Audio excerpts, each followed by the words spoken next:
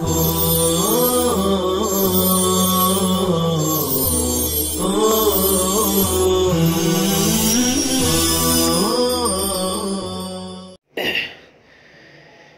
اللہ الرحمن الرحیم الحمدللہ وحدہ والصلاة والسلام علی من لا نبی بعدہ اما بعد۔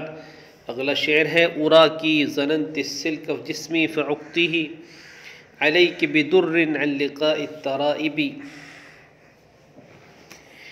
اراکی اظن کے معنی میں ہے، یعنی میرا خیال ہے۔ ظننت السلک جسمی، ظننتی واحد مؤنث حاضر کا صیغہ ہے، افعال قلوب میں سے ہے، اسی لیے اس کے دو مفعول آتے ہیں، السلک مفعول اول، جسمی مفعول ثانی۔ سلکن جمع اسلاک، اس کے معنی دھاگا، اور سلک یسلکو سلکن دھاگا پرونا۔ اور اس وقت تو یہ موجودہ صحافت دنیا میں یہ لفظ تار کے لیے استعمال ہوتا ہے۔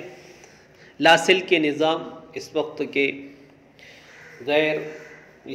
کے لاسل کے نظام بولے تو بغیر تاروں والا، صرف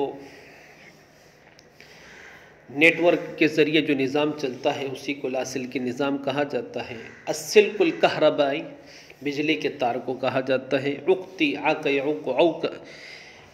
یعوق عوقن، روکنا، رکاوٹ بننا۔ در جمع درر، موتی کو کہتے ہیں۔ الترائب سینے کو کہتے ہیں، سینے کی ہڈی کو کہتے ہیں۔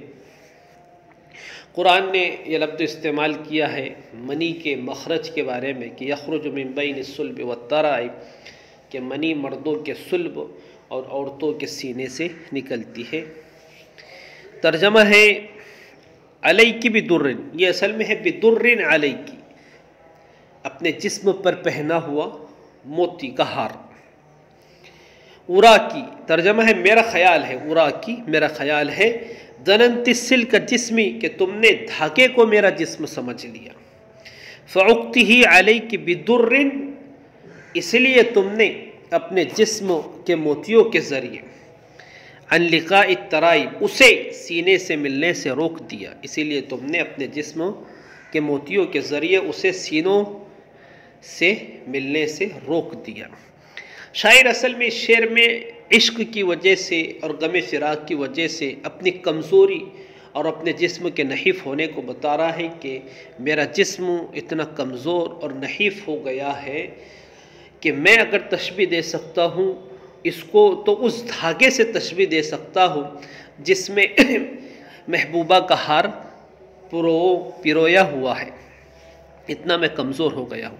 دوسری بات یہ ہے کہ محبوبہ مجھ سے اب نفرت بھی کرنے لگی ہے، میرے ہم شکل کو بھی وہ اپنے قریب نہیں دیکھنا چاہتی، اسی لیے اس نے جو ہار پہنا ہے اور اس ہار میں جو دھاگا ہے جو شکل میں میری مشابہت رکھتا ہے، اس دھاگے کو بھی وہ سینے سے ملنے نہیں دیتی بلکہ بیچ میں موتیوں کو رکاوٹ بناتی ہے۔ تو جو موتی ہے وہ دھاگے کو سینے سے ملنے نہیں دیتے، اس لیے کہ دھاگا میرے ساتھ مشابہت رکھتے۔ کیا یعنی اس نے قوت کمال اور دقت کلام سے کام لیتے ہوئے تشبیہ دیا ہے۔ آگے ہے وَلَوْ قَلَمٌ أُلْقِيتُ فِي شَقِّ رَاسِهِ، وَلَوْ قَلَمٌ أُلْقِيتُ فِي شَقِّ رَاسِهِ مِنَ الثُّقْبِ مَا غَيَّرْتُ مِنْ خَطِّ كَاتِبِ۔ وَلَوْ قَلَمٌ أُلْقِيتُ فِي شَقِّ رَاسِهِ مِنَ الثُّقْبِ مَا غَيَّرْتُ مِنْ خَطِّ كَاتِبِ۔ القى یلقی، القا ڈالنا، شقن مصدر آتا ہے، شگاف پھٹن کو بھی کہتے ہیں، جمع شقوق آتی ہے، شق کا یشق کو پھاڑنا۔ ثم شققنا الارض شقا، پھر ہم نے زمین کو پھاڑ دیا۔ سقمن بیماری کو کہتے ہیں، جمع اسقام، یہ لفظ بہت مرتبہ آ چکا ہے اور یہ سمیع سے آتا ہے بیمار ہو۔ غیرہ، غیرہ اسباب تفعیل بدلنا، تبدیل کرنا۔ خطن تحریر کو کہتے ہیں، نگارش کو۔ خط یخط لکھنا، لکیر بنانا۔ وما تخطه بیمینک اذا لارتاب المبطلون، اس لفظ کو قرآن نے استعمال کیا ہے۔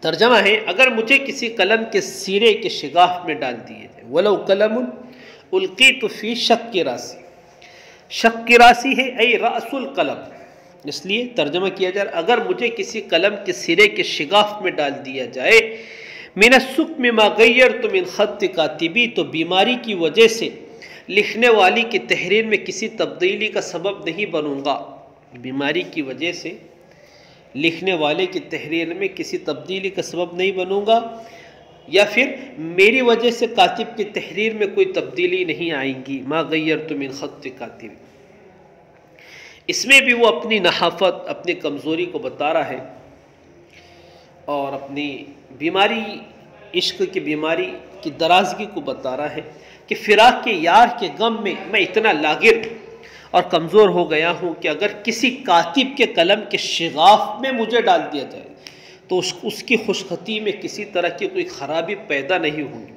حالانکہ معمولی سا تنکا قلم کی روانی اور تحریر کی جوانی کو ختم کر دیتا ہے اور تحریر بگڑ جاتی ہے، لیکن میں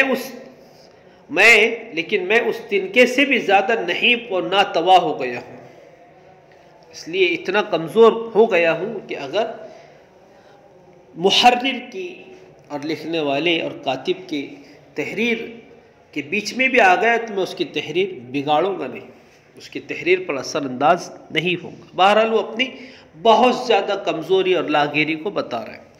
تخوفنی دون الذی امرت به ولم تدر ان العار شر العاقب، تخوفنی، خوف یخوف، تخفیف، خوف دلانا ڈرانا، دون اس میں ظرف حیثیت اور مرتبے کو بتانے کے لیے آتا ہے، اس کا مابعد ما قبل سے اعلیٰ ہوتا ہے، اس کا مابعد ما قبل سے اعلیٰ ہوتا ہے۔ درا یدری درایتن، با کے سلے میں، جاننا، سمجھنا، حیلے سے کسی چیز کو جاننا۔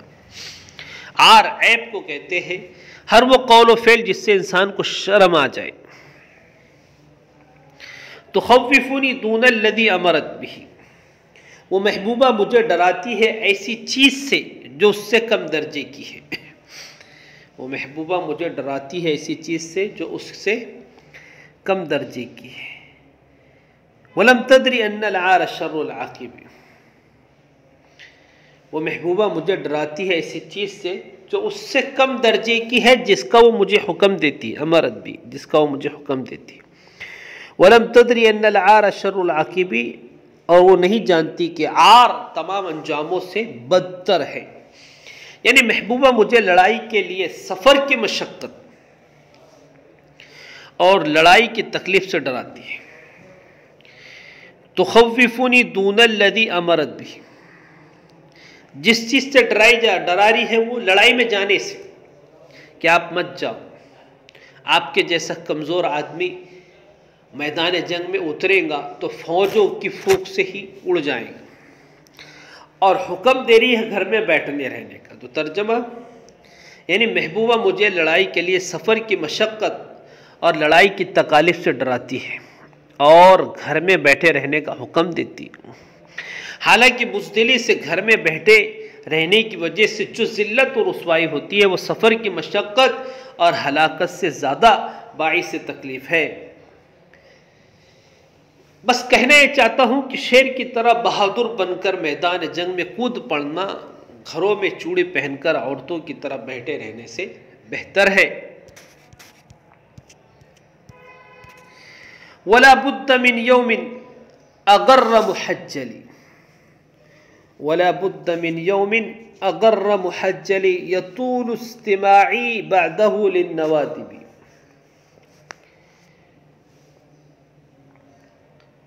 وَلَا بُدَّ مِنْ يَوْمٍ أَغَرَّ، اگر سفیدی کو کہتے ہیں اور روشن کے معنی میں ہے یہ۔ گرن اس گھوڑے کو کہتے ہیں، گرتن گھوڑے کی پیشانی پر جو درہم کے بقدر سفیدی ہوتی ہے اس کو گرتن کہا جاتا ہے۔ اگر وہ گھوڑا جس کی پیشانی میں بقدر گرہ یعنی درہم کے بقدر سفیدی ہو اس کو کہتے ہیں۔ اور محجل وہ گھوڑا جس کا ہاتھ پیر سفید ہو، جمع محجلون آتی ہے۔ اگر محج یہ دونوں گھوڑے کی صفت ہے، لیکن مجازن مشہور کے معنی میں استعمال کیے جا رہے ہیں. مشہور ممتاز کے معنی میں یہ دونوں لفظوں کو استعمال کیا جا رہا ہے، کیونکہ جس طرح مذکورہ صفت کا حامل سب گھوڑوں میں ممتاز اور مشہور ہوتا ہے، اسی طرح وہ دن کو تشبیہ دے رہا ہے. النوادب نادبتن کی جمع ہے میت پر نوحہ کرنے والی عورت. ندب المیت ندبن، باب نصارہ سے میت پر رونا، میت کی خوبیاں شمار کرنا. یطول استماعی بعدہ، استماع سننا. طال یطول طولاً، یہ استماعی کا فاعل، استماعی یطول کا فاعل ہے. ترجمہ ہے میرے لیے ایک ایسا روشن اور تابناک دن کا وجود انتہائی ضروری ہے. ولا بد من یوم اغر محجل، میرے لیے ایک ایسے روشن اور تابناک دن کا وجود انتہائی ضروری ہے.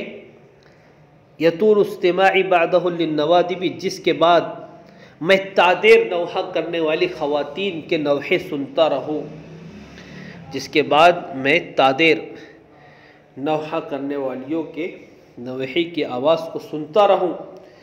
شاعر اصل میں، شاعر میدان عشق میں نامراد ہونے کے بعد میدان کارزار کی تمنا کر رہا ہے، اور یہ سوچ رہا ہے کہ اے کاش میرے لیے خوشیوں بھرا وہ دن جلدی آئے جس میں میرے ہاتھ سے میرے دشمنوں کی لاشیں بچھا دی جائے اور مدت مدیدہ تک ان پر ماتم کیا جائے، اور ایک مدت تک نوحہ کرنے والی خواتین کے نوحے کی گونج رہے اور لوگ سنتے رہے، اور چاروں طرف اس طرح میری شہرت ہو جائے کہ ان کو قتل کرنے والا اور ان لاشوں کا قاتل فلاں آدمی ہے. یہون علی مثلی اذا رام حاجتا وقوع العوالی دونہا والقواضب. حانا یہون ہونا، آسان ہونا، معمولی ہونا. راما الشیء، رام یروم روما، ارادہ کرنا، قصد کرنا. وقوع العوالی، العوالی علیتن کی جمع، نیزے کا اوپر کا حصہ، لیکن یہاں مراد نیزہ ہے. قواضب، قاضبتن کی جمع ہے، قاذب کی جمع ہے، بہت تیز کاٹنے والی تلوار. یہون علی مثلی اذا رام حاجتا وقوع الحوالی دونہا والقواضب. ترجمہ، مجھ جیسے آدمی پر آسان ہے جب وہ کسی مقصد کا ارادہ کرے. اذا رام حاجتا، جب وہ کسی مقصد کا ارادہ کرے. کیا آسان ہے؟ وقوع العوالی دونہا والقواضب، اس مقصد کے خاطر نیزوں اور تلواروں کا وار کھانا، اس مقصد کے خاطر نیزوں اور تلواروں کا وار کھانا. بہادر بن کر آزاد زندگی گزارنا میرا مقصد حیات ہے. اس کے لیے تلواروں اور نیزوں کا وار کھانا میرے لیے بزدل بن کر گھر میں بیٹھے رہنے سے زیادہ آسان ہے. یہ کہنا چاہ رہا ہے شاعر.